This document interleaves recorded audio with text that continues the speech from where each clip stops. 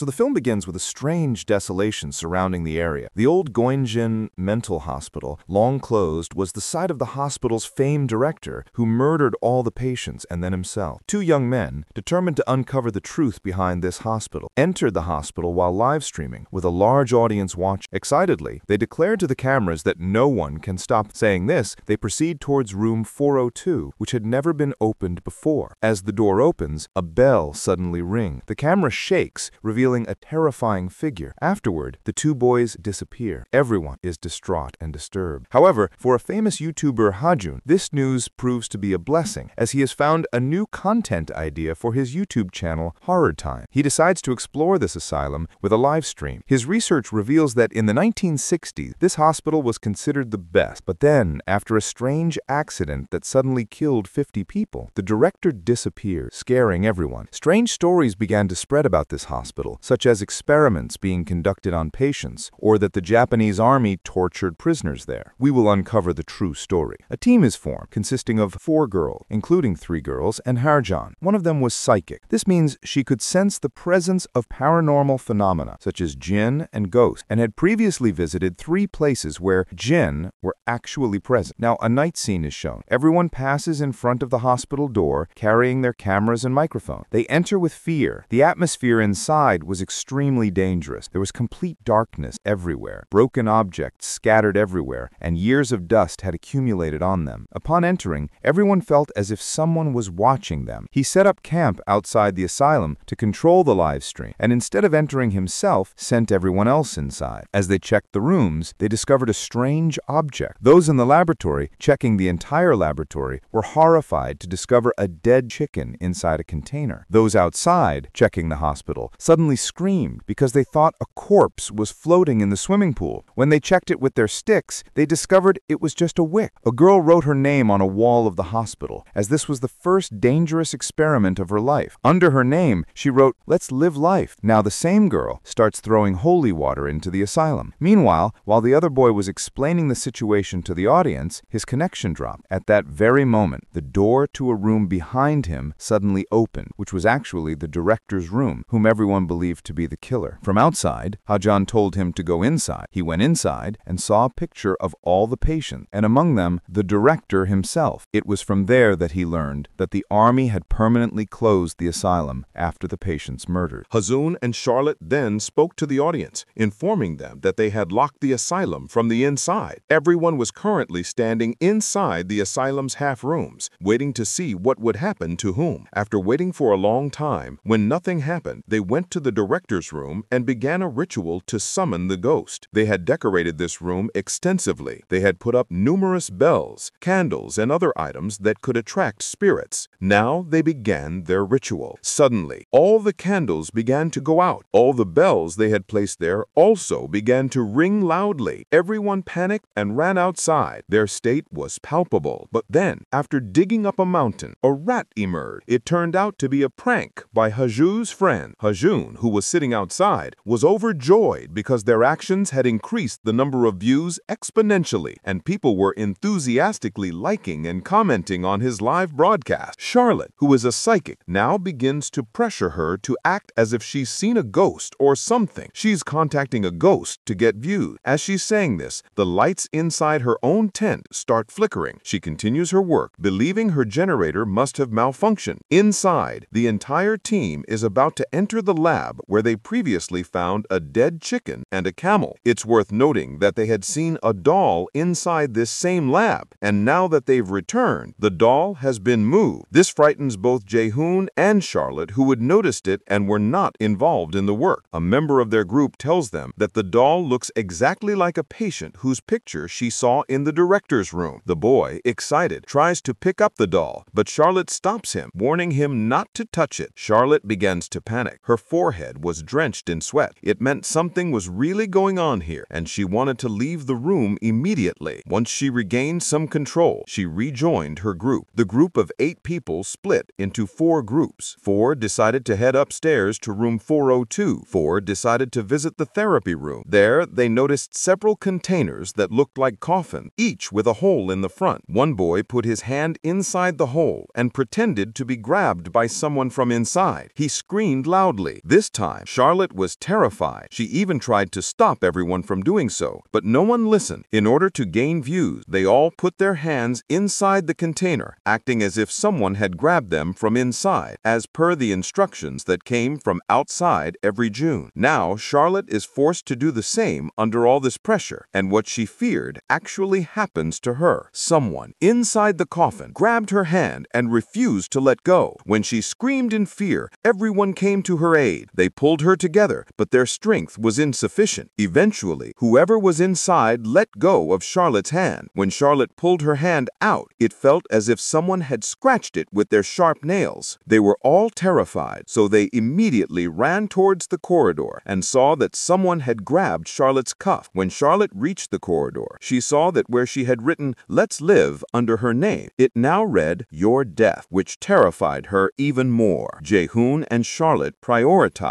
saving their lives over money and decided to abort the mission. Charlotte weeps, recording on her camera that this might be her last recording and last vlog, as she feels like someone has lended her life, having given her alcohol, and now she'll die. Ha-Joon tells his companions outside to go and tell Ha-Joon and Charlotte that they'll be paid more for this livestream. Perhaps hearing about the money will prevent them from aborting the mission. Before the two boys can reach them, they escape the asylum, but upon leaving, they get stuck in the bushes, unable to see any way forward. Ha-Joon and his companion, who had planned to make the video paranormal, face the most terrifying event. First, they see a wheelchair moving in the storeroom, and then an invisible object attacks them, and footage of this is recorded on camera. Then, a flying object flies from there and hits the boy on the head, causing him to fall unconscious. Meanwhile, as the other boy tries to leave the room, the door slams shut in his face. Outside, Charlotte and Ha-Joon smell something and notice the same dead chicken and chemicals that were inside the lab. Chasing them, she panicked. Just as she was about to turn back and say something to Ha-Joon, she feels herself deteriorate. When she opens her eyes, her entire vision has gone black. Terrified, she runs inside the tent screaming. She looks outside and sees Ha-Joon standing in a corner with his flashlight, staring at the doll they had seen earlier in the lab, now at Ha-Joon's feet. She screams once more, frightened, having seen with her own eyes a creature, a ghost that has, in the blink of an eye, she was grabbed and dragged into the darkness. And then Charlotte's cries faded away. Upstairs, Ha-Joon's employee, who had been attacked and knocked unconscious, also regains consciousness and sees his other colleagues trying to open room 402. He immediately rushes to them and tries to warn them not to do this. There are indeed ghosts here, but they don't listen. A small ball now flies toward them, and just as the door to room 402 is about to open, Charlotte's screams start piercing their ears. When the door finally opens, the entire place is engulfed in pitch darkness. Their infrared cameras, which could have seen the ghosts, start blinking rapidly, and everything else they have is cut off, and their live stream connection is lost. In the blink of an eye, the three of them found themselves inside a room filled with water, as if it were a swimming pool. Their fear reached its peak when they saw numerous spirits surrounding them, and then within seconds, all three spirits appeared in positions one after another. Ha-Joon, who had completely lost contact with his team, went to check on his team and saw someone standing in the window. He too was afraid to enter, so he mounted a camera on a drone and sent it inside. But what was standing there was Ha-Joon's exact form. The director's body was captured in the camera footage as it flew, frightening him. The spirit suddenly moved towards Ha-Joon, while the scene cut to another scene. The wheelchair, which was moving on its own, came towards room 402 and attacked a boy. Outside, a live broadcast is shown, but after a long delay, everyone leaves, causing the broadcast to fail. Viewers begin commenting as if it's all fake and a drama, and the movie's post-credit scene, we see the holy water that Charlotte had placed inside the asylum boiling, proving that the asylum is truly haunted. The movie ends with this.